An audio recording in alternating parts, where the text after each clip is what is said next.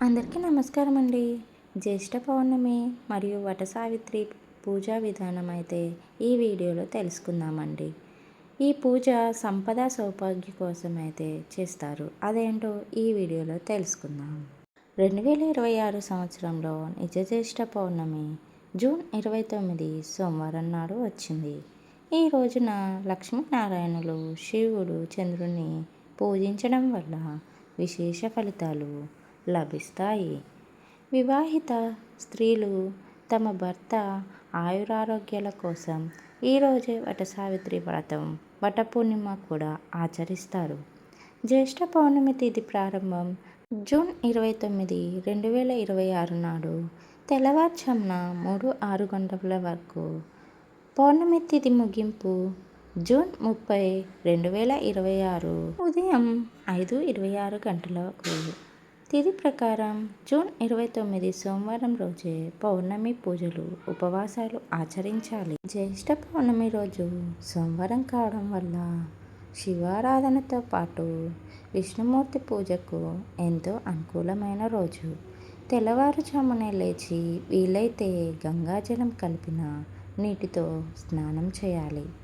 పూజా గదిని శుభ్రం చేసి లక్ష్మీనారాయణుల పటాన్ని అలంకరించి ఆవు నెయ్యితో దీపం వెలిగించాలి. విష్ణుమూర్తికి ఎంతో ప్రీతికరమైన తులసి దళాలు, తెల్లటి పువ్వులు, పండ్లు, పాయసాన్ని సమర్పించాలి. విష్ణు సహస్రనామం లేదా లక్ష్మీ అష్టోత్తరం చదువుకోవడం వల్ల ఇంట్లో సంపద పెరుగుతుంది. వట సావిత్రి వ్రతం వివాహిత స్త్రీలకు మర్రి చెట్టు పూజ చేయడం వల్ల మంచి ఫలితం ఉంటుంది. ఈరోజు ముత్తైదువులు మర్రి చెట్టు వద్దకు వెళ్ళి పూజ చేస్తారు.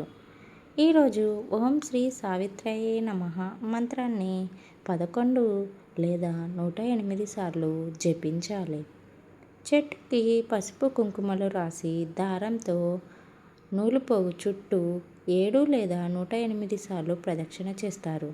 సావిత్రీదేవి యముడి నుండి తన భర్త ప్రాణాలని దక్కించుకున్న రోజైనందున దీనివల్ల భర్తకు దీర్ఘాయుష్షు కలుగుతుంది. ప్రత్యేకంగా ఈరోజు సుమంగళి స్త్రీలకు పసుపు, కుంకుమ, గాజులు, తాంబూలం, పండ్లు, దక్షిణ ఇవ్వడం చాలా శుభప్రదంగా భావిస్తారు. సాయంత్రం శివారాధన, శివాభిషేకం చేస్తారు. సోమవారం పౌర్ణమి కావడం వల్ల సాయంత్రం శివాలయానికి వెళ్ళి శివునికి పాలాభిషేకం చేయడం వల్ల మానసిక ప్రశాంతత లభిస్తుంది. రాత్రి చంద్రోదయం అయ్యాక చంద్రుడికి పాలు, నీరు కలిపి ఆజ్యం ఇవ్వాలి. చంద్రదోషాలు తొలగిపోతాయి.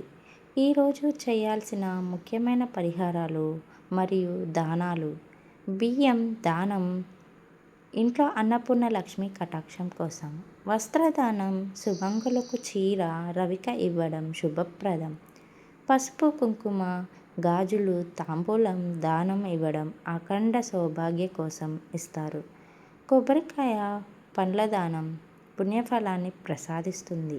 దీపదానం ఇంట్లో సుఖశాంతులు, ఐశ్వర్యం కోసం ఇస్తారు. ఇది మన నమ్మకం, భక్తి మీద ఆధారపడి ఉంటుంది.